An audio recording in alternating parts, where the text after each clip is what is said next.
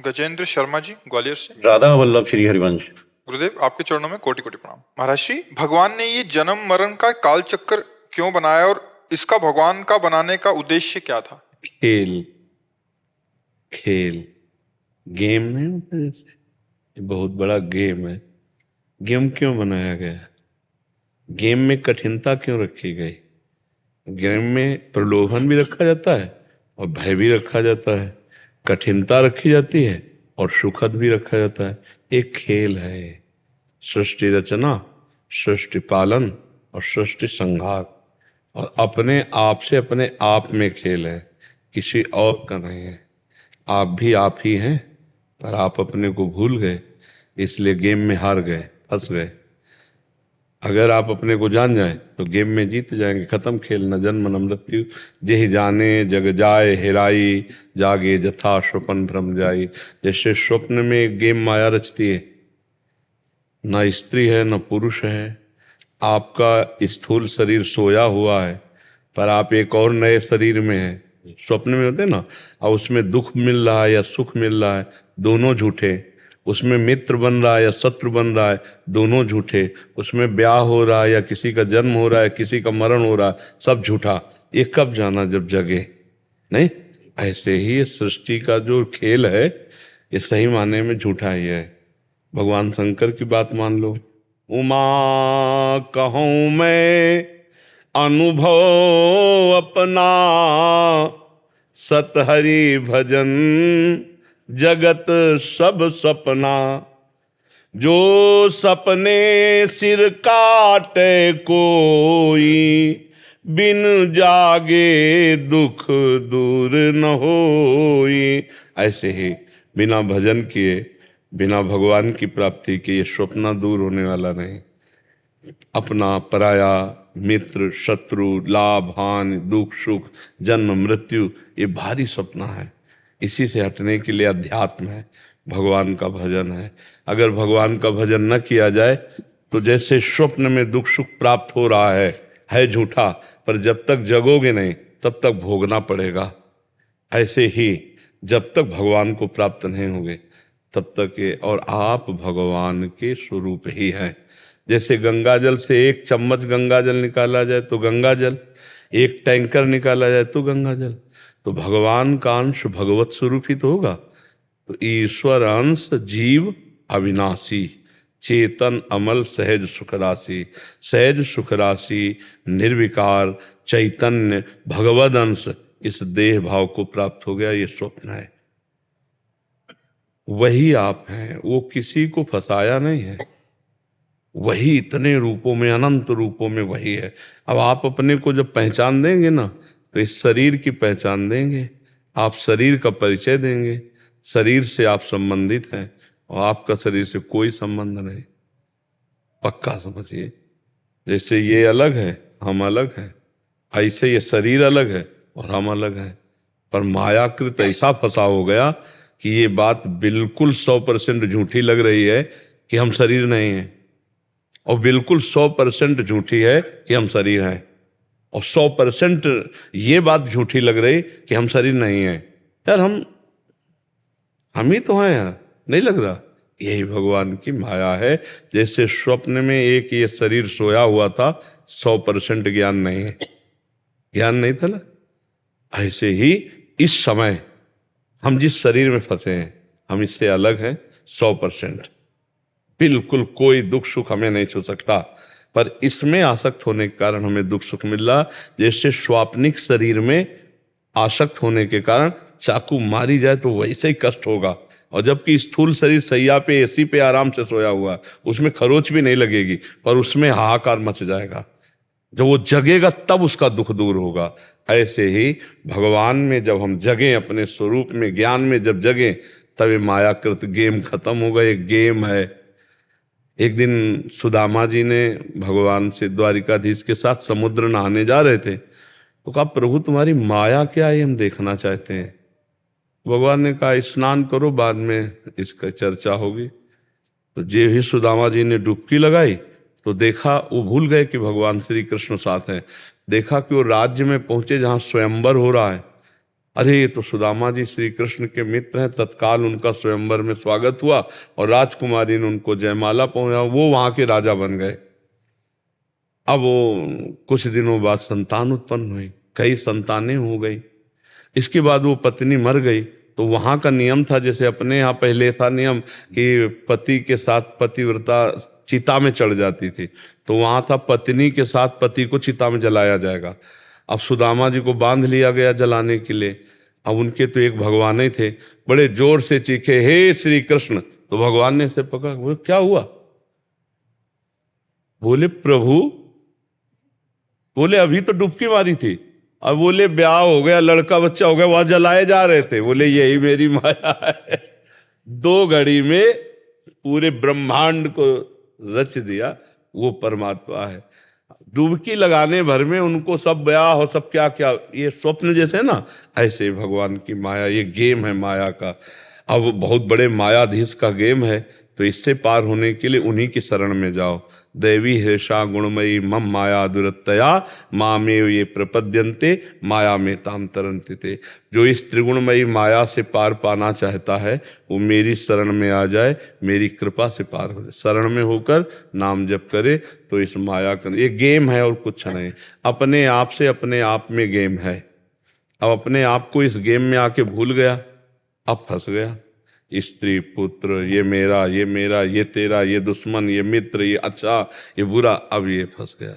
अब ये फंसाओ तभी हटेगा, एक में आओ, एक परमात्मा के सिवा यहाँ वहाँ सर्वत्र एक है, गेम हल हो जाएगा। जहाँ हल हुआ तो जीवन मुक्त हो गए, फिर आपके पास प्रश्न नहीं रह जाएगा, क्योंकि आप जान जाओगे कि आप कौन हैं और ये सब क्या है।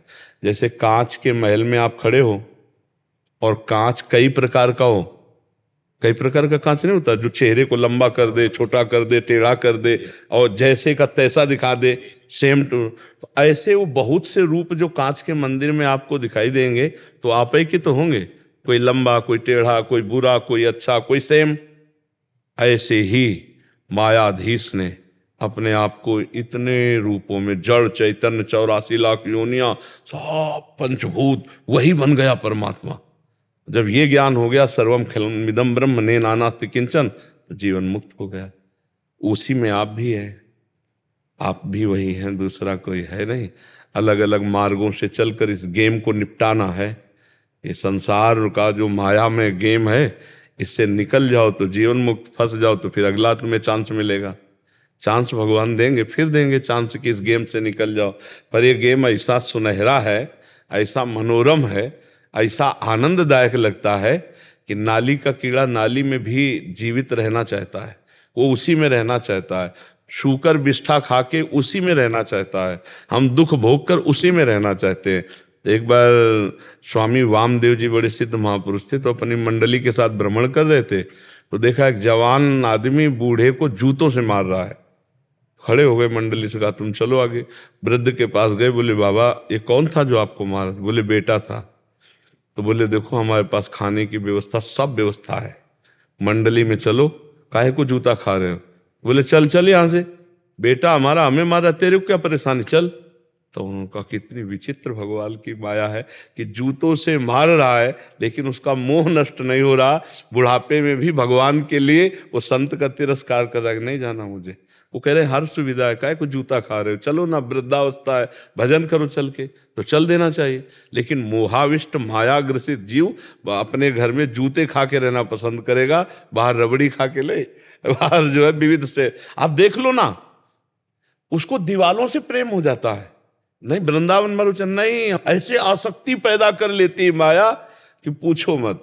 परस्पर आसक्त, खेती में आसक्त, मकान में आसक्त, बैंक बैलेंस में आसक्त, पुत्र पुत्री, पुत्र वधू, सब में आसक्त। ये छोटी मोटी माया है और वो हमको तिरस्कार कर रहे हैं कि अब बुढ़ौना कहीं बाहर जाए और वो उसी में आसक्त है। यही भगवान की माया है। तो अगर इस माया का रहस्य जानना है तो भजन करे और इस गेम से निकल जाए। कोई नहीं है यहाँ, ना अपना ना पराया, वो एक परमात्मा ही है सब रूपों में। बिजली तो वही है ना, साउंड अलग अलग हैं, यंत्र अलग अलग हैं, तो उनका प्रभाव अलग अलग, कोई राक्षस स्वभाव का, कोई दैवी स्वभाव का, पर पावर दोनों में एक ही परमात्मा है। जो दृष्टि है ज्ञान की वो क्रियाओं पे नहीं है, वो कारण पे है। सबका कारण परमात्मा है, और जिसे कारण तत्व का ज्ञान हो गया वो क्रियाओं से मुक्त। क्रिया ही गेम है, क्रिया ही गेम है, और क्रियाओं को न देखकर कारण तत्व को देखना, यही गेम से मुक्त होना है। पर उसमें कारण तत्व पर्दे पे रहता है और क्रियाएं प्रकट रहती है, तो लगता है आदमी भगवान कैसे हो सकता है, इसमें भगवान कैसे हो सकता। तो आपने क्रिया देखी ना, क्रिया नीच थी, पापी थी, लेकिन पावर परमात्मा था। अगर उस क्रिया का कारण देखो, जैसे सब यंत्रों में यंत्र के अनुसार क्रियाएं हो रही, लेकिन इसका कारण बिजली है, इसका भी सबका कारण बिजली, ऐसे सबका कारण परमात्मा। सबके कारण को देख ले और वास्तविक अनुभव कर ले तो गेम से मुक्त हो जाएगा। पर है कठिन, वो ऐसा रोल करता है कि लगता है भगवान कैसे हो सकता है, क्योंकि क्रिया है ना। अच्छा, कोई अनुकूल क्रिया करे तो हम उसमें भगवान देख सकते, लेकिन प्रतिकूल क्रिया करे तो भगवान नहीं देख सकते। और गेम का मतलब यही है कि वो हर रोल सामने लेके आएगा, तुम आप पहचान लो। जैसे एक बात है कि हम तुमको सर्वोपरि नाम देंगे, हम भेष बदल के आएंगे, तुम्हें पहचानना है। अब वो इतना बड़ा जादूगर ऐसा भेष बदल के आता है सामने कि हम पहचानना भूल जाते हैं, और क्रिया को देख करके लगता है अमुक है, अमुक कोई नहीं, वही है वही। और ये बात स्थित हो गई, दिमाग से नहीं, ये स्थिति में आ गई, आप मुक्त हो गए। कोई भी प्रश्न नहीं उठेगा उस समय। मुक्त पुरुष के हृदय में कोई प्रश्न नहीं उठता। ब्रह्मभूता प्रसन्नात्मा न सोचति न कांक्षति समाः सर्वेषु भूतेषु मद भक्तिम लभते पराम। पराभक्ति का लाभ मिला, न सोच रह गई न कोई चाह रह गई, तृप्त हो गया, कृतकृत्य हो गया, मुक्त हो गया। अब ये इतना बड़ा गेम आपका रचा हुआ है, आपका रचा हुआ, आपको ही अपने बंधन से मुक्त होना है। ये बात समझनी। ऐसे करो, कोई भगवान हमको बांधे है तो भगवान ने तो हम पर कृपा ही की है। हम स्वयं अपनी चाहत, इच्छाएं, वासनाएं, कामनाओं में बंध गए हैं। अगर हम इनको छोड़ दें तो अभी हम मुक्त हैं। हम बंधे हुए हैं अपनी ही अज्ञानता से। अब मानी संख्या भगवान, तो उनकी आराधना करो तो तुम्हें ज्ञान प्राप्त होने लगे। तो जब छूटोगे तब दो नहीं रहोगे, जानत तुम्हें हो जाए। भगवत स्वरूप ही हो आप, सच्ची मानिए आप भगवत स्वरूप ही हैं। भूल कर देह में हम अपने को स्त्री, अपने को पुरुष, अपने को जवान, अपने को बूढ़ा, अपने को मूर्ख, अपने को विद्वान, वस्तुतः वही भगवद अंश सब में विराजमान, पावर वही विराजमान है। बस खूब नाम जप करो, सत्संग सुनो, और आचरण गलत ना होने पाए। गलत आचरण हो जाएंगे तो सवाल नहीं हल होगा। एक भी हासिल भूल जाए ना तो सवाल सही नहीं लगेगा। गलत आचरण ना हो। आज भक्ति तो बहुत लोग करते हैं पर आचरण नहीं संभाल पा रहे। थोड़ी देर भक्ति भी कर ली और थोड़ी देर गंदे आचरण भी कर लिए। तो एक गांव में कहावत है, अंधा बटे और पड़ा चबाए। अंधा आदमी था तो मूंज की रस्सी, मूंज एक घास होती है जैसे कुश की तरह, और उसको बटा जाता है तो उससे रस्सी बनती है, पानी खींचने की, पशु बांधने की रस्सी। तो वो ऐसे बट रहा था, ऐसे बढ़ाता जा रहा था, और भैंस का पड़ा इधर खड़ा था, तो हरी हरी मूंज वो चबाना शुरू किया। अब वो बटता जाता, ऐसे करता जाता, वो चबाता जाता। जब शाम के आया तो केवल हाथ ही में जो था वो क्या, तो पड़ा चबा गया।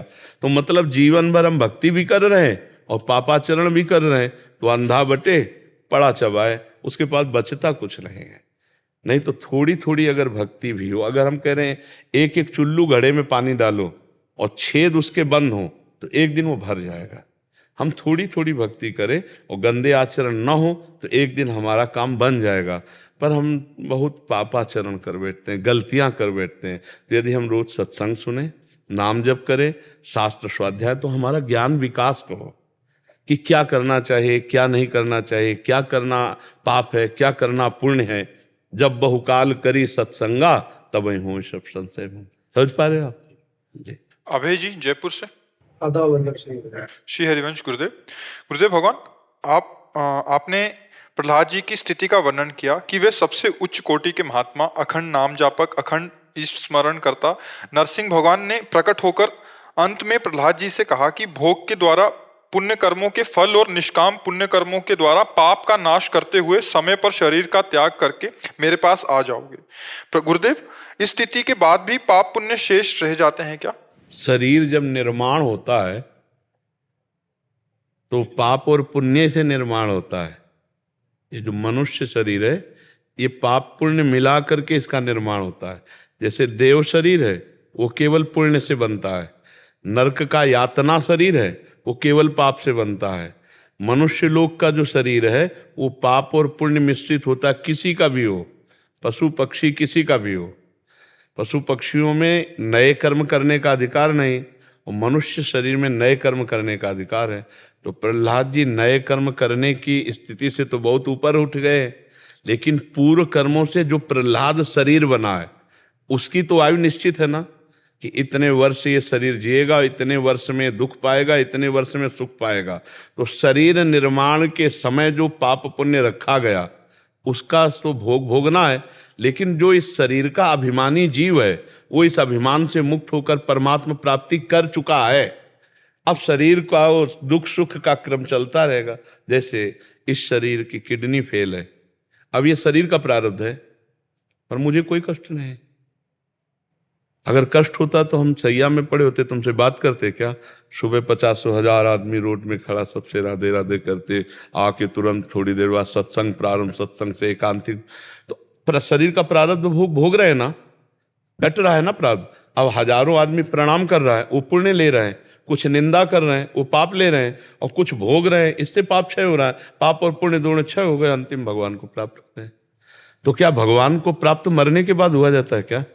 नहीं, हम तो पहले ही हो गए। हमको इस शरीर से अब कुछ लेला देला नहीं। अब जैसे ताली बजी तो आवाज आई ना, तो इस शरीर का ये स्वभाव है, लेकिन हमें कोई पीड़ा नहीं। जैसे पीड़ा है हमें कोई पीड़ा नहीं, प्यास है हमें कोई प्यास नहीं, हमें कोई परेशानी नहीं। हमारा दिमाग स्वस्थ है, शरीर अस्वस्थ है। वही बात प्रहलाद जी को कह रहे हैं कि तुम्हारे शरीर की रचना के समय जो पुण्य और पाप रखे गए थे, शुभ और अशुभ प्रारब्ध, उन दोनों को भोग लो और इसके बाद आ जाओ हमारे पास। प्राप्त तो प्रहलाद जी अभी हो गए, हर स्थिति में भगवान का उनको सानिध्य दर्शन प्राप्त हो रहा है ना। जब मार रहे हैं पीट रहे हैं तो देख रहे हैं हरि मुझे गोद में लिए हुए हैं। उनको कोई भगवत साक्षात्कार करना तो नहीं, गर्भ से नारद जी ने भगवत साक्षात्कार वो महापुरुष प्रकट कर दिया प्रहलाद जी को, पर भोग शरीर का भोगना पड़ा। देखो ध्रुव जी को भगवान का साक्षात्कार हुआ और कितने 36,000 वर्ष राज्य शासन किया, यक्षों से युद्ध किया। बड़ा चरित्र आता है ना। ये है पुण्य और पाप की लीला, और वो दोनों से निरपेक्ष है क्योंकि भगवत प्राप्त हो चुके हैं। भगवत प्राप्त महापुरुषों के शरीर में भी सुख दुख देखा जाता है। जिस खोपड़ी पे कुंतलों फूल चढ़े उड़िया बाबा, उसी खोपड़ी पे गड़ासा चला। बोलो जिसका कभी किसी जीवन में किसी से भी बैर नहीं रहा होगा, हे विक्षिप्त आदमी वहीं आश्रम में आके रहने लगा, सेवा करता खाता पीता ऐसे जैसे बाबा जी रहते हैं ऐसे रहने लगा। ऐसे सत्संग हो रहा था, शांत मुद्रा में पूज्य पादुड़िया बाबा जी बैठे थे। तो अब जैसे मक्खी है हटाने के लिए पंखा या मोर पंख रखते हैं सेवक जन, तो ऐसे ऐसे मोर पंख कर रहे थे। वो आया, बोला लाओ, बोले नहीं तुम्हें नहीं दे। मतलब एक गुरुजनों की सेवा के लिए थोड़ी योग्यता भी होनी चाहिए, समझ भी होनी चाहिए। वो गया, कंबल ओढ़े हुए था, जिस गड़ासे से चारा काटा जाता है वही गड़ासा लाया और बाबा शांत बैठे थे।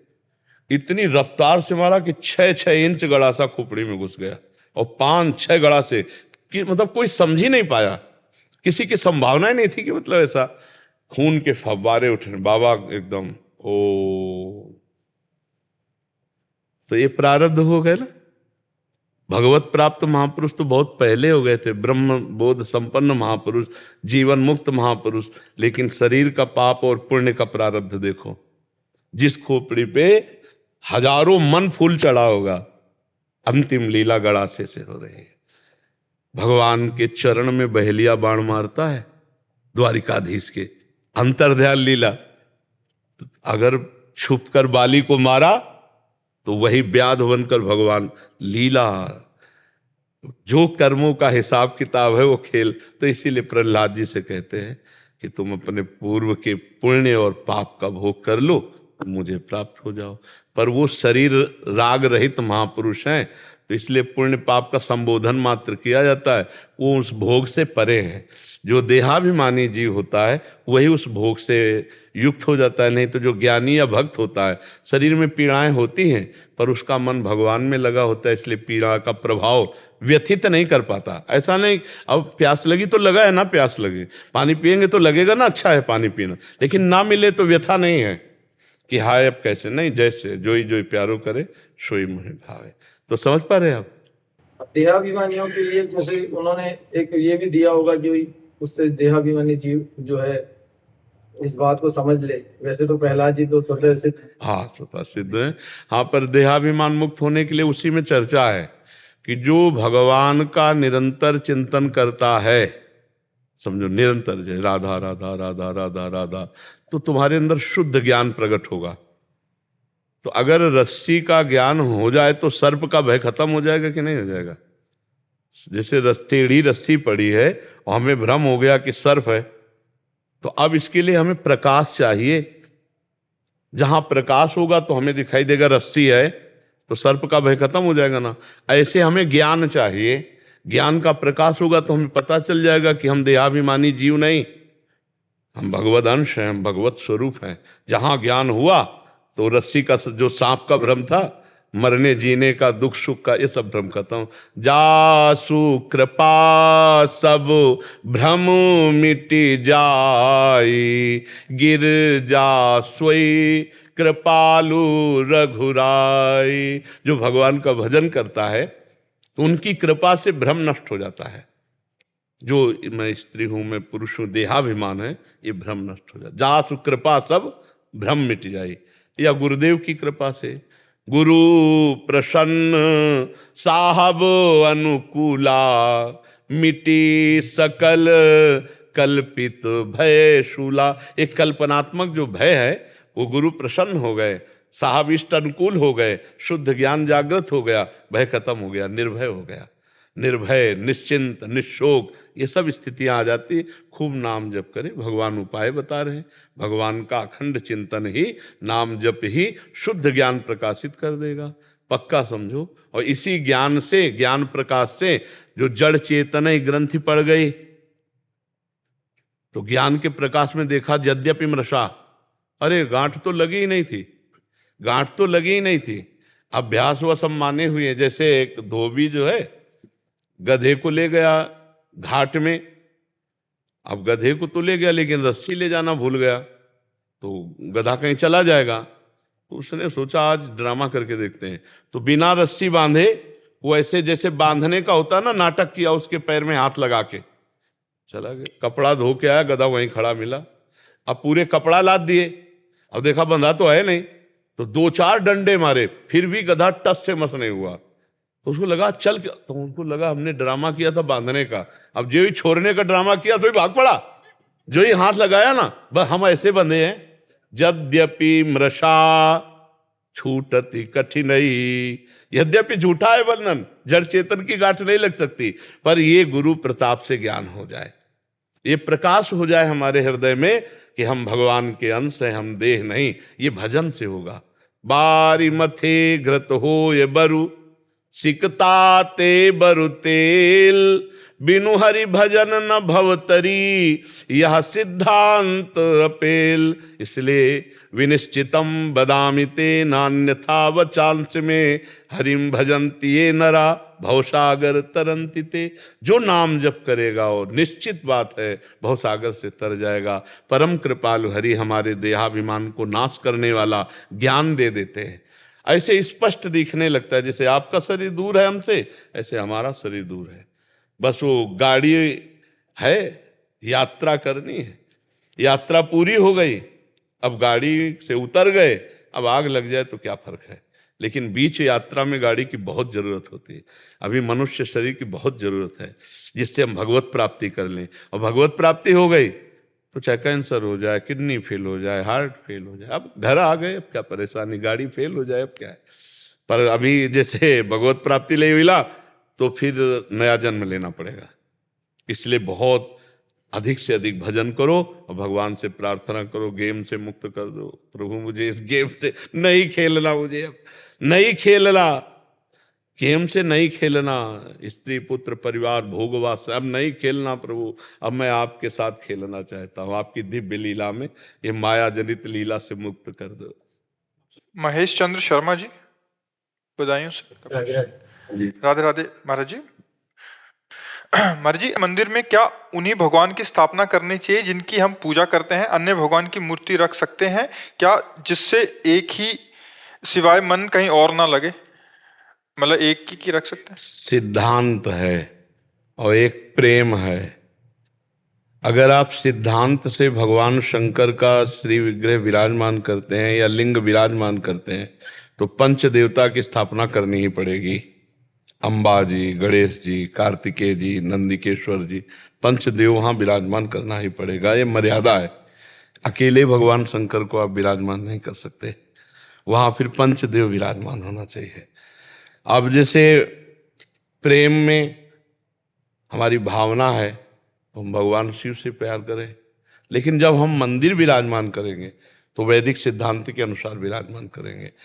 अब जैसे हमें प्रीति है केवल श्री कृष्ण से, पर जब हम मंदिर बनाएंगे तो राधा कृष्ण विराजमान करेंगे, अकेले श्री कृष्ण नहीं, अकेले राम जी नहीं, सिया राम जी विराजमान। और जहाँ सिया राम जी विराजमान करेंगे तो मर्यादा वहाँ हनुमान जी विराजमान होने चाहिए, समझ रहे ना? तो मंदिर में फिर मर्यादा बनती है। और अपने घर में पूजा करने की बात अलग है, अगर आप मंदिर बनवाते हैं तो फिर मर्यादित उसमें ठाकुर जी विराजमान होने चाहिए, क्योंकि उसमें शास्त्रीय पद्धति से प्राण प्रतिष्ठा होगी और वो केवल तुम्हारा ही मंदिर नहीं होगा, कोई भी दर्शन करने आ सकता है, तो वो फिर मर्यादित बनना चाहिए। और घर में अपने हम ठाकुर जी विराजमान कर लें, शंकर जी विराजमान कर लें, राम जी विराजमान कर लें, कोई परेशानी नहीं, लेकिन जब मंदिर बनाएंगे हम तो शास्त्रीय मर्यादा के अनुसार बनाएंगे। जी, मैं ये जानना चाह रहा था, ये जो घर में पूजा पाठ का स्थान होता है मंदिर में, जैसे देखो, मंदिर शब्द से क्या होता है कि एक बड़े आकार की बात आती है,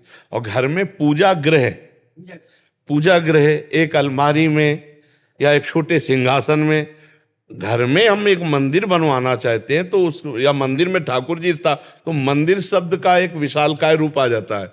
और जब हम घर की पूजा की बात करेंगे तो हम उसमें कहेंगे जो पूजा गृह है उसमें जो ठाकुर जी विराजमान हमारे घर में, वो बोलेंगे हम, तो उसका उत्तर और होगा। और मंदिर शब्द से फिर बाहर घर का पूजा गृह का सिंहासन, घर की पूजा गृह की अलमारी, घर में पूजा जो सिंहासन बनाते एक छोटा सा होता है।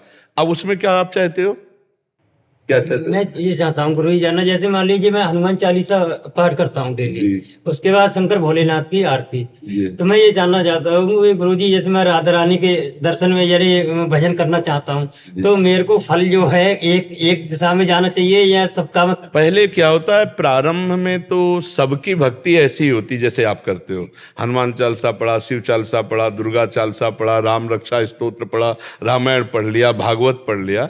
यही भक्ति करते करते जब हम आगे बढ़ते हैं तब हमारी भक्ति एक की तरफ मोड़ लेती है। जैसे भगवान शंकर और पार्वती जी, फिर उसमें एक ज्यादा प्रीत आने लगेगी, सिया राम जी ज्यादा प्रीत आने लगे, राधे श्याम जी ज्यादा, तो जिधर हमारी ज्यादा प्रीत आने लगती है तो हम उधर फिर एकाग्र होने लगते हैं। पर पूजा सबकी ऐसे ही होती है, सबकी प्रारंभिक भक्ति ऐसे ही होती है। क्यों? लगभग सबकी प्रारंभिक भक्ति यही होती है कि एक लोटा शंकर जी में जल चढ़ा दिया, राम जी की आरती कर दी, हनुमान चालीसा पढ़ ली, देवी जी के दर्शन कर ली, प्रारंभ यहीं से होती है। और पूर्णता में जब आती है तब एक भरोसो, एक बल, एक आस विश्वास, एक राम घनश्याम हित चातक तुलसीदास, पर अपने को अभी यही चले, अपने जितनी योग्यता अगर उसके अनुसार चले तो हम ज्यादा लाभ प्राप्त कर लेंगे। अभी जैसे आप छोड़ दो और हम आपको बताएं कि एक की करो तो आपका मन परेशान कर देगा, यार हनुमान जी की रोज चालीसा पढ़ते थे वो नाराज हो गए तो शंकर जी को रोज आ जाएगा ना, वही हम कह रहा।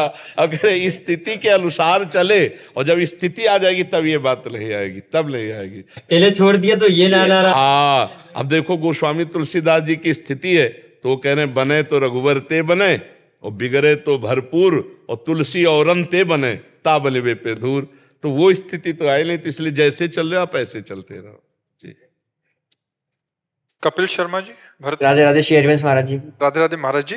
महाराज जी, घर पर लड्डू गोपाल जी एवं लाडली जी की सेवा विराजित है। महाराज जी, मेरा प्रश्न है कि क्या घर के पात्रों में ठाकुर जी का भोग लगा सकते हैं या अलग पात्र रखने की वैसे आवश्यकता हमें है? लगता है कि ठाकुर जी के पात्र अलग रखे, एक ही थाली, 2 कटोरी, 2 छोटे छोटे गिलास जल के लिए, इतने उनके लिए अलग अलग, उनका भोग अलग लगावे और उसका भोग लगने के बाद अपने पात्रों में पाए।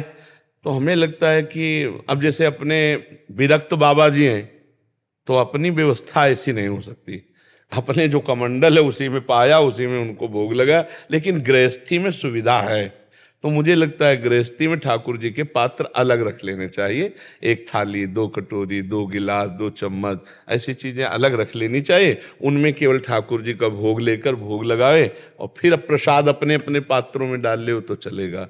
तो महाराज जी राधा वल्लभ उसमें तुलसी का, जैसे हम आपसे दीक्षित होने वाले हैं तो उसमें फिर तुलसी साइड में कटोरी में पधरा के ऐसे? नहीं, हम तुलसी को श्रृंगार में प्रयोग करते हैं। तुलसी हमारे यहाँ सखी स्वरूप है, वृंदा सखी है ना, तो हम भोग में नहीं डालते, वो चरणों में है, माला पहना करके ऐसे श्रृंगार में तुलसी जी का प्रयोग करते हैं, भोग में नहीं करते, क्योंकि हमारी सखी भाव की उपासना है। तो वृंदा सखी हैं तो उनको भोग में नहीं। महाराज जी जैसे अब आपकी कृपा से श्री जी में प्रियता हो गई है, तो फिर वो और बाहर के श्री विग्रह हैं घर पे विराज, जैसे लाडली लालजू हैं उनका अलग है, एक अलवारी में पूरा श्रृंगार वगैरह, नीचे है जैसे और भी देवी देवताओं की प्रतिष्ठा। अभी बच्चा देखो, तुम अब पूरे घर के गार्जियन तो हो नहीं, अगर तुम घर के गार्जियन बड़े होते फिर पूछते तो हम आपकी स्थिति के अनुसार उत्तर देते। अब अगर अभी कुछ तुम करोगे तो तुम्हारी उद्दंडता मानी जाएगी, नहीं मानी जाएगी, क्योंकि तुम अभी बच्चे हो और अनन्य निष्ठाओं का जो स्वरूप है वो अभी जैसे चल रहा वैसे चलने दो। अपने मन का भाव रखो केवल लाडली जू में, और जैसे चल रहा वैसे चलने दो, ठीक है। महाराज जी अगर सेवा में कोई अपराध बन जाता है तो क्या? सेवा में क्या अपराध बन सकता है? चरणामृत गिर गया नीचे, कोई परेशानी नहीं, कोई परेशानी नहीं है। हमारे भगवान क्या जमीन में पैर रख करके नहीं चलते क्या? आप विचार करो तो चरणामृत तो उन्हीं चरणों का गिरे। इतना छोटी बुद्धि नहीं रखनी चाहिए। जैसे हम ठाकुर जी को स्नान करा रहे हैं, शालिग्राम, राधा नाम या जो छवि, अब हमसे गिर गए और तो हम समझ रहे खेल रहे, मेरे प्रभु भूमि में खेलना, फिर उठाया, फिर स्नान करवा दिया, फिर विराजमान कर दिया। गोपाल जी हैं, लाल जी हैं, खेलना चाहते खेल लें। ऐसे अगर सोचोगे तो इतना कमजोर बुद्धि हो जाएगी कि फिर अब आपको हर जगह भय लगने लगेगा, अपराध अपराध नहीं। ऐसा हमारे प्रभु है ना, क्या अपराध उसमें, समझ रहे हो ना। हाँ, चरणामृत मान लो गिर गया, थोड़ा जल डाला, ऐसे पोछा लगा दिया, ऐसे कर ले, हो गया। अगर ठाकुर जी भी गिर तो हाँ कोई अनिष्ट हो गया, ठाकुर नहीं, कुछ नहीं, खेलना चाहते हैं, कूद रहे, बहुत मस्ती के। अरे हम प्रभु के हैं, प्रभु हमारे, समस्त भूमि प्रभु की है, प्रभु अलग कोई वस्तु है क्या? अभी बच्चे हो इसलिए समझ में नहीं आता, आनंद पूर्वक रहो, सब प्रभु ही प्रभु है। महाराज जी जैसे हम घर पे सेवा करते हैं, माला वगैरह सारी चीजें करते हैं, घर वाले कहते हैं कि जब माने तुम्हारी भक्ति है, जब तुम कुछ करके सरकारी पद पे चले जाए या चले जाए तो समझाना वो क्या वृंदावन आगे अब बुला लेती हैं श्री जी, आ जाते महीने में, अब क्या भाई तू तो बाबा जी होगा और ये मतलब तू क्या करेगा हमारी। हम ये आपसे प्रार्थना करेंगे कि आप अच्छे विद्यार्थी भी बने और आप भगवान का नाम भी जप करें, अपने कर्तव्य को भी करें, जिससे चल रहा है महाराज जी, आपके पास कर्तव्य भी कर रहे हैं और वो बिल्कुल ऐसे कायर ना बने कि माता पिता आदि को असंतोष हो। घर पर यही कहते हैं कि राधा रानी को जब ही मानेंगे आपकी, अब आपकी नौकरी लग जाएगी, घर वाले कहते हैं ये चीज। अब ये तो हम नहीं कह सकते। हाँ, कि ये जरूर हम कहते हैं मंगल जरूर होगा, तुम्हारे अमंगलों का नाश होगा, तुम्हारे हृदय शांत होगा, तुम एक बहुत अच्छे इंसान बन जाओगे जो दूसरों को दुख देने वाले नहीं बनोगे। नाम चल रहा है तो नाम आपको एक अच्छा दैवी संपदावान बना देगा, आप एक शांत पुरुष होंगे, आप दूसरों का मंगल करने वाले होंगे। हम भले गरीब हों पर एक महान पुरुष होंगे आप, जो नाम जापक भगवान का भक्त है। अब हम ये तो वादा नहीं कर सकते कि नाम जप करो मुकदमा जीत जाओगे, नाम जप करो नौकरी लग जाए। महाराज जी हम उनको समझाते हैं कि नहीं श्री जी जो वैसे ना, हाँ वैसे ना समझाए तो ज्यादा अच्छा, उनकी हाँ में हाँ मिला दे। अपने बुजुर्गों की, बड़े जनों की कोशिश तो हम यही कर रहे हैं कि नौकरी मिले, कोशिश तो यही कर रहे हैं, और अच्छी पढ़ाई पढ़नी चाहिए। पढ़ाई भी भगवान की एक उपासना है। देखो अगर हम कखारा ना पढ़े होते, मात्राएं ना पढ़े होते, तो आज हम शास्त्रों की बात आपको नहीं समझा सकते थे। तो आधुनिक पढ़ाई भी काम आई ना परमार्थ में। तो इसलिए हमें लगता है आधुनिक पढ़ाई को भी भगवान की पूजा मानकर खूब अच्छा पढ़ना चाहिए, ग्रेजुएट होना चाहिए, खूब अच्छे नंबर वाला बनना चाहिए। और भगवान का भक्त ज्ञानियों में श्रेष्ठ होता है, देखो हनुमान जी ज्ञानी नाम अग्रगण्यम, विश्वामित्र महामुनि ज्ञानी, गरुण महाज्ञानी गुण राशि। तो नाम जप करने वाले की बुद्धि प्रखर होती है, और प्रखर बुद्धि किसी भी दिशा में लगाई जाए वो विजय को प्राप्त होती है। मौन रहो, उत्तर मत दो, क्रिया करके दिखाओ। पढ़ाई जिस ग्रंथ को पढ़ो भगवान का भाव समझ करके उसको बिल्कुल रट लो, दिमाग में बैठा लो, क्योंकि ब्रह्मचारी और भगवान नाम जापक करने वाले की स्मृति बहुत पुष्ट होती है। तो लौकिक भी पढ़ाई भगवान की सेवा बन जाएगी। मान लो मास्टर बन गए तो लाखों विद्यार्थियों को पढ़ाओ, डॉक्टर बन गए तो हजारों मरीजों की सेवा करोगे, कोई नेता बन गए तो लाखों प्रजा की सेवा करोगे। भगवान की सेवा ही है। सृष्टि की सेवा करते हुए नाम जापक, पवित्र बुद्धि वाला धर्मात्मा, तो तुम कितनों को लाभ दे सकते हो। ये जरूरी थोड़ी कि बाबा जी बनने से लाभ मिलता है, नहीं नहीं। खूब नाम जप करे, भक्तिवान बने और सूरवीर बने तो हमारे राष्ट्र के किसी भी काम में आप आ सकते हो। लाखों का, क्योंकि आप धर्मात्मा हो, आप भगवान के भक्त हो, तो लाखों का हित कर सकते हो। चाहे डॉक्टर बनो, चाहे मास्टर बनो, चाहे नेता बनो, चाहे जो भी बनो। अगर किसान भी हैं तो हम ईमानदारी से अपने राष्ट्र की सेवा कर रहे हैं, अन्न कमाते हैं, राष्ट्र को भले हम बेचते हैं लेकिन राष्ट्र की सेवा में जाता है, रुपया थोड़ी कोई खाएगा। तो हर आदमी हमारे राष्ट्र की सेवा में है अगर धर्म पूर्वक चले, वो भी भक्ति का एक अंग है। ऐसा नहीं माना जाता कि संसारिकता है। नहीं, भगवान अर्जुन को युद्ध ना कह के, अर्जुन जी कह रहे थे मैं सन्यास लेकर भजन करूंगा, भगवान उसी में दस्तखत कर देते, लेकिन भगवान ने मना किया। भगवान ने कहा भजन करते हुए युद्ध करो। समझ रहे ना बच्चा? महाराज जी मैं कैलिफोर्निया से आया हूँ। मैं वहाँ पर जो यूनिवर्सिटी है वहाँ पर मैं रिसर्च करता हूँ। तो मैं विज्ञान का शोध करता हूँ, विज्ञान का शोध करता हूँ। जैसे जो वैक्सीन हम लोग बनाते हैं कोविड का, इसका, कैंसर का, उस सब के ऊपर मैं शोध करता हूँ। लेकिन रिसर्च में इतना टाइम चला जाता है कि मतलब भगवान के लिए कितना टाइम तो समझ में नहीं आता है। तो आपसे मार्गदर्शन चाहिए कि कैसे हम अपना दिनचर्या रखें। हाँ, हमने ये कई बार कहा, अगर आप ध्यान से सुना होता तो उत्तर मिल जाता कि जितने समय आप खाली हो उस समय तो नाम जप करो, और जिस समय आप किसी में प्रगाढ़ एकाग्रता करोगे, क्योंकि संसार का भी कार्य बिना एकाग्रता के पूर्ण नहीं होता है। तो जब आप प्रगाढ़ एकाग्रता करोगे तो उसमें फिर भूल जाओगे आप भगवान को। तो घंटा, 2 घंटा, 8 घंटा, 10 घंटा, इसके बाद जब आपका कार्य संपन्न या आप कार्य से निवृत्त हुए विश्राम के लिए, तो उस समय आप कि 8 घंटे का समय है, अमुक समय से अमुक समय तक, हे भगवान ये सृष्टि संबंधी आपकी सेवा थी, मैंने वो की और ये समय आपको समर्पित करता हूं। तो ये तो सर्वाणि कर्माणि मयि सन्न्यस्य मत पराहा, भगवान कह रहे हैं, जो मेरे परायण होकर सब कर्म मेरे को समर्पित कर देता है। सब कर्म में ये नहीं कहा कि अमुक कर्म, यत करोषि, जो भी कर्म है। तो आपका ये विज्ञान का भी संबंधित जो कार्य है वैज्ञानिक, ये भी तो आ गया ना उसमें। यत करोष माने जो भी कर्म हो और उस कर्म को भगवान को समर्पित कर दिया जाए तो वो भक्ति ही मानी जाती है और उससे निश्चित भगवत प्राप्ति होती है। पर वो कर्म दूसरों को दुख देने वाला ना हो। तो आप रूटीन फॉलो कर नहीं पाते। जैसे कभी भी रिसर्च में कैसा होता है कि सुबह 8 बजे काम शुरू किए, लेकिन हो सकता है कि दूसरे दिन सुबह 4 बजे तक वो एक्सपेरिमेंट करना ही पड़ रहा है। तो कोई बात नहीं ना, हम तो ये नहीं कह रहे कि अमुक समय से अमुक समय तक ही केवल समर्पित किया जाए, जो समय आपका है। देखो हम लोग थोड़ा अपनी कमजोरी नहीं जान पाते हैं। हम 2 डिपार्टमेंट कर दिए, एक संसार और एक भगवान। अगर आप भगवान के कार्य को सृष्टि संबंधी मान लें और जब तक होश रहे तब तक राधा राधा जपें, और जब एकाग्रता पूर्वक कार्य कर रहे हैं वो कार्य समर्पित कर दें, तो आप घर बैठे महात्माओं मेरी बात मान लो, आप घर बैठे भक्त हो। भगवान के वचन है, ये तो सर्वाणि कर्माणि मयि सन्न्यस्य मत पराहा अनन्ये नैव योगेन माम ध्यायन्त उपासते तेषाम् अहं समुद्धरता मृत्यु संसार सागरात्। मैं उसे संसार समुद्र से पार करूंगा, क्योंकि वो संसार समुद्र में मेरी सेवा कर रहा है, मेरी आज्ञा पे है, मेरे लिए कर्म कर रहा है। तो रात रात भर कर्म करना पड़े तो पूरी रात के समय को भगवान को समर्पित कर दिया, तो इससे आपकी भक्ति बन जाएगी। जैसे आप खाली हो दिमाग से तो आप राधा राधा राधा, अब जब दिमाग लग गया सर्च में तो 8 घंटे 10 घंटे बाद जब सुध आपको मिली तो राधा राधा, और वो समय समर्पित कर दिया, वो निश्चित भगवत प्राप्ति का हेतु हो जाएगा और आपको परम शांति मिलेगी। देख लेना, आप ऐसा करके देखिएगा। समझ रहे ना? क्योंकि बिना एकाग्रता के कोई कार्य नहीं होता है, और जब हम एकाग्र होंगे तो भूल जाएंगे। साधारण काम रसोई बनाना आप देख लो, छौंक लगानी है, अगर 1 सेकंड जीरा में चूक हो गई तो जल जाएगा, तो पूरी एकाग्रता उसी पे होगी, और एकाग्रता हुई तो नाम छूटा। तो हम भोग बना रहे हैं ठाकुर जी का, क्योंकि ठाकुर जी ही पति पुत्र परिवार के रूप में हैं। हम सावधानी से एकाग्रता पूर्वक भोग बनाया और ठाकुर को अर्पित किया और परिवार को पाया, हमारा भजन हो गया। इस बात को समझना पड़ेगा कि संसार और भगवान दो नहीं है, भगवान ही संसार के रूप में है और वो कर्तव्य कर्म हमको भगवान की पूजा मिली है, उसे हम करें, नाम जप करते हुए जितना याद रहे। नहीं, हर कार्य को भगवान को समर्पित कर दे, वो भगवत प्राप्ति करा देगा, कोई समस्या नहीं लगेगी। लगती कोई समस्या? हमारा एक्चुअली मन में एक जलन सी फील होती है कि हम आपने दो विभाग कर रखे हैं ना, आपने दो विभाग कर रखे हैं ना, ये संसार का कार्य है और ये भगवान का कार्य है। अगर उसे भी भगवान का, तो गोली चलाना भी भगवान का कार्य है। अर्जुन से गला काटने के लिए कह रहे कि ले युद्ध में कोई फूलों की वर्षा थोड़ी करनी है, अस्त्रों से गला काटना है।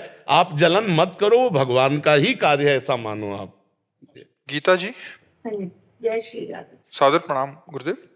गुरुदेव, प्रभु भक्ति में जब मन लगता है तो आनंद आता है, सुख का अनुभव भी होता है, लेकिन जब दुख आता है तो ये लगता है कि प्रभु ने हमें ये दुख क्यों दिया। मन पीछे हटने लगता है भक्ति से, अपने विचारों सही पर पूछो, किसका प्रश्न है? अभी प्रभु की भक्ति का आनंद नहीं मिला, अभी जो आनंद मिला प्रभु की भक्ति करते हुए विषय आनंद मिला, अनुकूलता, समझ रहे ना, अनुकूलता, हमारी चाहत की पूर्ति, विषय आनंद, भगवदानंद नहीं मिला। जिस दिन भक्ति करते हुए भगवदानंद मिलेगा तो भारी से भारी प्रतिकूलता में भी कृपा का दर्शन होगा।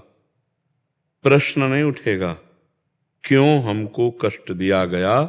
ये वो उपासक बोल रहा है जो ना शुद्ध शरणागत है और ना निरंतर भजन होता है और ना भी उसे भगवदानंद का अनुभव हुआ है। चाहे वो स्त्री हो चाहे वो पुरुष हो, अभी वो विषयानंद का स्वाद ले रहा है, छोटी मोटी भक्ति कर रहा है, अनुकूलता को भगवान की कृपा मानता है, प्रतिकूलता में भगवान से अश्रद्धा या प्रश्नवाचक चिन्ह खड़ा कर देता है। ये अभी कमजोरी भक्ति की है, क्योंकि अनुकूलता और प्रतिकूलता इंद्रिय और शरीर मन को लेकर है। आप देखिए प्रतिकूलता किसको आती है, एक एक चीज को आप समझ जाइए। जैसे आप स्त्री शरीर में हैं तो आपका पति, आपका पुत्र, आपका घर, आपकी संपत्ति, ये प्रभु की दी हुई है, मानते हैं आप? आपका भी शरीर प्रभु का दिया हुआ है और ये भी मानते हैं कि वो नियत समय के लिए है। मानो अगर पति या पुत्र या परिवार का किसी सदस्य का शरीर का एक नियत समय है, आप भक्ति करो या ना करो वो चला जाएगा, समझ रहे? आपका शरीर एक नियत समय के लिए, आप भक्ति करो या ना करो चला जाएगा। अगर आप भगवान के भक्त हैं तो इस विधान को जानते हैं कि इसका नाम मृत्यु लोक है, यहाँ सब मरेंगे और अपने समय के अनुसार मरेंगे, तो आपको दुख नहीं होना, क्योंकि भगवान की वस्तु है वो, भगवान का जन है वो भगवत स्वरूप है। जितने मिनट, जितने घंटे, जितने दिन के लिए आया उतने दिन टिकेगा, फिर चला जाएगा। अगर आप समझें कि पुत्र के वियोग में या परिवार के वियोग में भक्त को दुख होता है, ऐसा नहीं। देखिए नरसिंह मेहता जी का पुत्र पधारता है, आप पढ़ के देख लीजिए, करताल लेकर नाचते हैं। श्रीवास जी के आंगन में चैतन्य महाप्रभु नृत्य करते हुए कीर्तन कर रहे हैं, उनका पुत्र पधारता है, वो और उछल उछल कर नाचते हैं कि जीव की सदगति हो गई। जहाँ भगवान नाम कीर्तन जाना तो था ही, लेकिन ऐसे समय में गया कि महाप्रभु चैतन्य देव नाम कीर्तन कर रहे हैं और जीव जा रहा है भगवान के धाम, तो वो आनंदित हो रहे हैं, रो नहीं रहे हैं। लेकिन हमारी दशा बदल जाएगी, भगवान से श्रद्धा ही हट जाएगी, नहीं हट जाएगी। मतलब हम लोग फल भक्ति का मायाकृत अनुकूलता चाहते हैं, तो अगर शुद्ध भक्ति के मार्ग में चलना तो पहले ये समझना होगा कि हमारा शरीर और हमारे संबंधियों का शरीर एक दिन छूटेगा, और वो नियत समय के लिए, वो समय का अपने को तो पता नहीं है कि 10 वर्ष रहेगा कि 10 सेकंड नहीं रहेगा, कोई भरोसा नहीं है। अब हमारे पास भोग सामग्री बची, तो जिस समय जिस भोग सामग्री को हमें भोगने को है तो अनचाहे भी भोगना पड़ेगा। जैसे नहीं चाहते पर दुख भोगना पड़ता है, ऐसे ना चाहने पर भी सुख भोगना पड़ेगा। तो इन भोगों के लिए हम भगवान की कृपा को क्यों तौलें कि अनुकूलता मिली तो जय जय, प्रतिकूलता मिली तो पता नहीं भगवान नाराज है क्या। इसका मतलब वो भक्त अभी भगवान से नहीं जुड़ा, भोगों से जुड़ा हुआ है। उसकी चित्तवृत्ति सच्चिदानंद में प्रभु से जुड़ी होती तो महलों में राखो चाहे झोपड़ी में वास दो, कभी घी घना, कभी मुट्ठी भर चना, कभी वो भी न बना, पर जय जय श्री राधे ही निकलेगा, कभी आपसे शिकायत नहीं होगी। अभी हम भगवान की प्रेम लक्षणा भक्ति को प्राप्त नहीं है, नहीं शिकायत नहीं निकलती कि भगवान के द्वारा जो विधान किया गया है, किसी से कहना नहीं, चुपचाप सहना है, वो मंगल में विधान है। भगवान जैसी परिस्थिति में रखे उसमें राजी होना है। तो ये तो हुआ बाहरी दुख जो आप देख रहे हैं, लेकिन अंतर में वो जो सुख हमें प्रदान करते हैं उसके लिए ना हम पात्र दिखा सकते हैं और न वो बता सकते हैं। विपरीतता तो दिखा दी आपको कि ऐसी परिस्थिति कि हमें ये इतना, लेकिन वो जो हमको रस पिलाते हैं उसके लिए तो ना हम पात्र दिखा सकते हो ना वो बात बता सकते हैं। तो इसलिए हम कहते हैं कि भक्ति का जब सही सुख मिल जाएगा तो हर दुख एक नया आनंद प्रदान करता है। मेरे प्रीतम के द्वारा पास किया दुख मेरे लिए सब कुछ है। मतलब सुख तो आग लगे उस सुख में जो प्रीतम की स्मृति हटा दे, और जय हो उस दुख में जो हर समय प्रीतम की याद में डुबा दे। ये कुछ अलग मार्ग है। तो हम भगवान से शिकायत न करें, हमारे ही प्रारब्ध का। देखो भक्ति तो आज आप कर रहे हैं, लेकिन शरीर रचना बहुत पहले हो चुकी है, और शरीर रचना के समय दो कर्मों से होता है, पाप और पुण्य। तो बिना चाहे जब पुण्य का नंबर आएगा ना तो अनुकूलता, सुख, प्रणाम, नमस्कार, वाह वाह ही सब मिलने लगेगी, और जब पाप का नंबर आएगा तो गाली मिलेगी, अपमान मिलेगा, दुख मिलेगा, विपत्ति मिलेगी, संकट मिलेगी। तो हमें दोनों सहना है। भक्ति तो हम आज नई खेती है, वो पुरानी खेती है। वो जब आएगी तो हमें घबराना नहीं है, हमारे प्रभु हैं ना, उन्हीं में चित्त लगाना है। हमें दुखी नहीं होना, दुखी सुखी होना ये भक्त का लक्षण नहीं है, संसारी पुरुष का लक्षण है। भक्त हर समय आनंदित रहता है, प्रसन्न रहता है। मेरे स्वामी पहला चतुरासी जी के पद की पहली लाइन है, वो जीवन में उतार ले महान भक्त बन जाएगा। जोई जोई प्यारो करे सोई मोही भावे। बस ये लाइन ये भक्त की है। फिर जब सिद्धावस्था उसकी आती है तब भावे मोहि जोई सोई सोई करें प्यारे। पहली लाइन अपने को उतार ली, आगे वाली लाइन तो प्रभु अपने आप पूरी कर देंगे। जोई जोई प्यारो करे सोई मोहि भावे। इसलिए मस्त रहो, शिकायत मत करो, जैसी भी परिस्थिति है भोग लो और खूब नाम जप करो, जय बोलो। जब तुमसे कोई बोले ना कि बड़ी समस्या है, कहो नहीं बहुत कृपा है, राधा रानी की जय। इसका हम आपको श्लोक बताते हैं, श्रीमद् भागवत में लिखा हुआ है। वो श्लोक का सुसमीक्षमाणो। जब हम प्रतिपल भगवान की कृपा का दर्शन करते रहें, जो प्रारब्ध के अनुसार सुख दुख आवे उसे भोग ले और हर समय भगवान की कृपा मनाते रहें। जय हो, भगवान की बड़ी कृपा है। तो बोले वो ऐसे परम पद को प्राप्त हो जाता है जैसे पिता की प्रॉपर्टी पर पुत्र का अधिकार हो जाता है। हर समय कृपा देखना, जय हो भगवान आपकी बड़ी कृपा है, श्री जी की बड़ी कृपा है। बोले पुत्र मर गया, कृपा मना रहे हो? हाँ हाँ, मेरा नहीं था, उनका था, उन्होंने इतने दिनों के लिए सेवा दी थी, अब बुला लिया अपने पास, जय हुआ। पर ये महान भक्त की बात है। साधारण में तो फिर ऐसा लगेगा कि एक ही पुत्र था और उसको भी ले लिया। दोनों तरह के हमने भक्त देखे हैं। एक बहुत अच्छे सुप्रीम कोर्ट के वकील हैं, तो सोचो कितनी संपत्ति होगी, और अकेला लड़का था और पधार गया। तो ऐसे वो बता रहे थे जैसे कोई मतलब गांव की बात हो, क्यों आपका एक ही पुत्र था और ठाकुर जी ने उसे ले लिया, बस अब आशीर्वाद दीजिए कि हर समय भगवान का चिंतन होता रहे। और हंस हंस के बात कर रहे थे। तो हम कहा आपका? बोले जी वो शिष्य है। ऐसे ऐसे बात कर रहे थे मानो कोई दुख नहीं है। क्यों? क्योंकि वो समझ रहे हैं। और एक आए थे तो उन्होंने कहा हमारी अश्रद्धा हो गई है, वो तो केवल हम आपको बताने आए हैं। तुम कहा क्या? बोले हमारा नवीन बच्चा था, हमने कोई अपराध नहीं किया, ना बच्चे ने अपराध किया, भगवान ने उठा लिया। क्यों? हमारी अश्रद्धा हो गई। ये है नास्तिकता की जो अंदर कहीं ना कहीं रेखा थी। अब प्रतिकूलता आई और उसने अपना रूप रख लिया। नहीं भाई, यहाँ से जाना है, यहाँ से हमें देखो भगवान सर्वसमर्थ हैं, लेकिन दशरथ जी की आयु पूरी हो गई तो भगवान अपनी माताओं को वैधव्य से बचा सकते थे, भगवान ही है, लेकिन नहीं बचाया ना। पधार गए दशरथ जी, राम राम कहते हुए शरीर छोड़ दिया। भगवान जिनके पुत्र हैं तो बचा नहीं सकते थे। अरे कर तुम अकर तुम अन्यथा कर तुम भगवान है, बचा, लेकिन भगवान वही विदा। देखो भगवान अवतरित हो रहे हैं मथुरा में, कहाँ, जहाँ देवकी वसुदेव हथकड़ियों में। अब इन पर विचार करना चाहिए कि हमारे तुम्हारे कर्म तो मतलब भोग, ये महापुरुष हैं, कहाँ जन्म ले रहे हैं भगवान। अब जब विचार परिस्थिति, अच्छा नवजात भगवान को तत्काल हटा देते हैं कंस के भय से, कैसा मतलब कितना बड़ा दुख का विषय। सोचो इंद्रनील मणि कांति मनोहर लाल जी को, जो अभी बालक प्रकट हुए हैं, उनको अभी हटाना है, बड़ा विचित्र ये सब।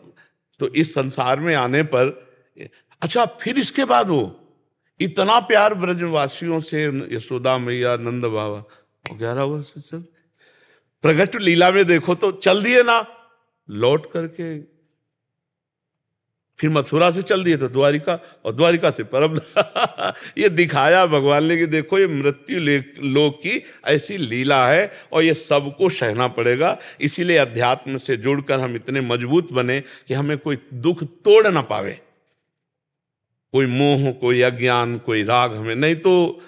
अच्छा अब जैसे आपका दिमाग किस निगेटिव भाव में आ गया, कोई रक्षा नहीं करते। देखो इतना देर से हम भजन कर रहे हैं, एक माई थी बोला सब छूट गया हमारा। हम तुलसी जी को जल चढ़ाती थी, शंकर जी को जल चढ़ाती, तो सोमवार व्रत रहती तो हमारा पति मर गया, तो अब हमारी कहीं श्रद्धा नहीं रह गई। देखो श्रद्धा ना रहना ये तुम्हारे अज्ञान की बात है, पति का जाना उसका नियत राइट टाइम है। एक भी श्वास कोई, जैसे आप 50 वर्ष की कमाई में अरबों रुपया कमाया और आप कह दो कि ये अरबों रुपया नाम कर देंगे, एक श्वास बढ़ा दो, तो एक श्वास भी आपकी प्लस नहीं होने वाली, पक्का समझो। और कोई लाख उपाय कर ले, एक श्वास भी माइनस नहीं होने वाली।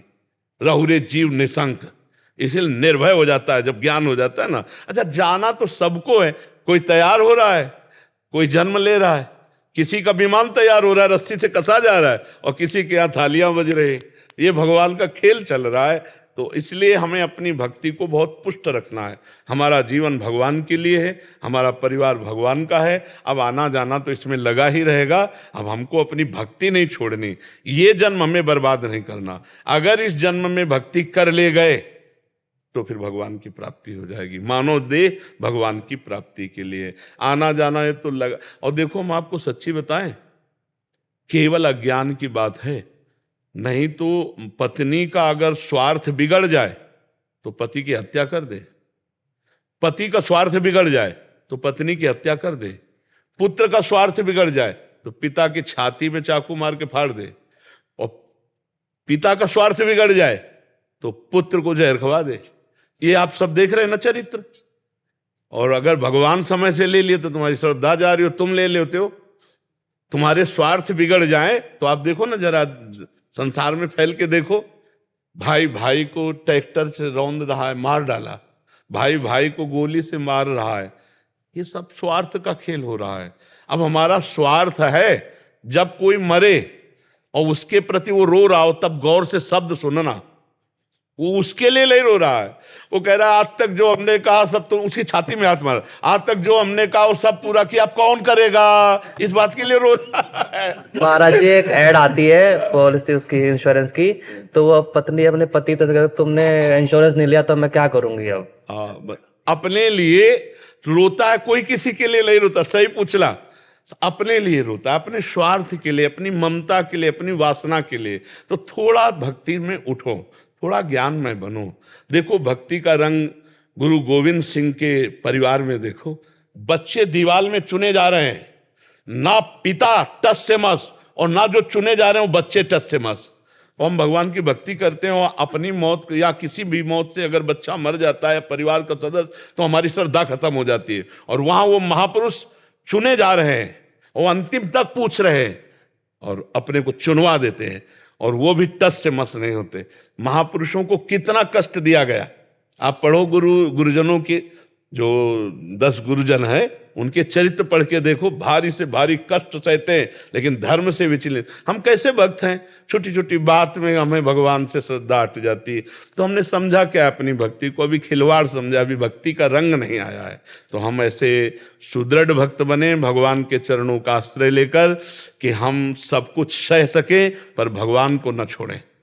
क्योंकि आखिरी जन्म होना चाहिए।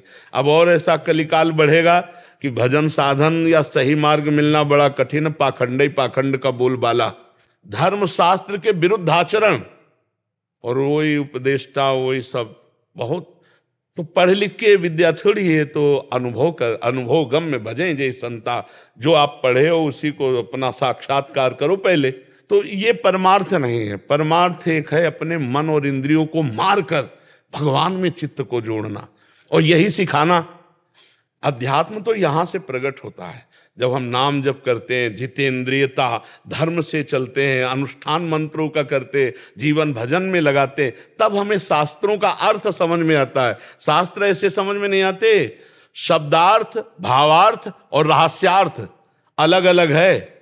शास्त्रों में जो गुप्त वस्तु रखी गई है वो ऐसे घुमा के रखी गई है कि दक्षिण की तरफ जाना है, लेकिन 10 कदम बाद उसे उत्तर की तरफ मुड़ जाना है, और वस्तु रखी पश्चिम में। अब वो कैसे जानेगा? तो केवल दक्षिण पड़ रहा है, वो आगे की बात वही जानेगा। इसीलिए कहा गया कि महापुरुषों का संग करे, क्योंकि वो अनुभव किए हैं। प्रथम सुने भागवत भक्त मुख भगवत बानी, भगवत बानी भक्त मुख। जो भगवान का भजन करते हैं, भगवान उनको रास्ता बता देते हैं। हमारी वस्तु ऐसे रखिए, पहले ऐसे जाओ, फिर ऐसे मुड़ो, फिर ऐसे। तब वो अनुभव गम में भजें जय संता।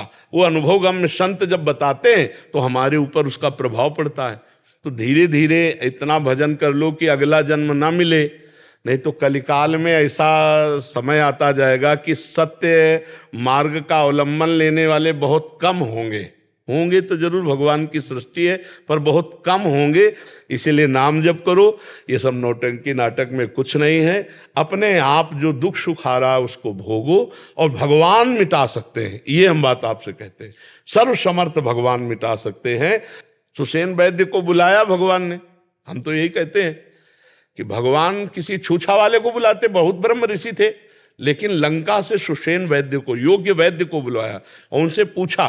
तो उन्होंने नाड़ी देखी और कहा कि अगर सुबह तक इनको औषधि मिल जाएगी, संजीवनी बूटी, तो ये जीवित रहेंगे। सुबह के बाद इनको कोई जीवित नहीं रह सकता।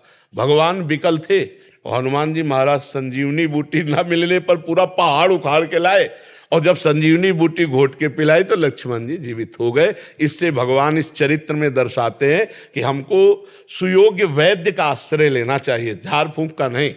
सुयोग्य वैद्य हमें औषधि देगा, डॉक्टर औषधि देगा, उससे रोग निवारण हो सकेगा। खूब नाम जप करो, भगवान से प्रार्थना करो, वो तुम्हें दुख सहने की सामर्थ्य दे। दुख मिटाने के लिए हम तो नहीं प्रार्थना करते, हम ये कहते हैं कि हमको दुख सहने की सामर्थ्य दो। प्रभु, आपके द्वारा जो मेरे कर्म के अनुसार किया गया विधान है उसको मैं सह जाऊं, आपको भूलूं नहीं, आपको प्यार करूं और आपके प्यार में मस्त रहूं। यही भक्ति का स्वरूप है।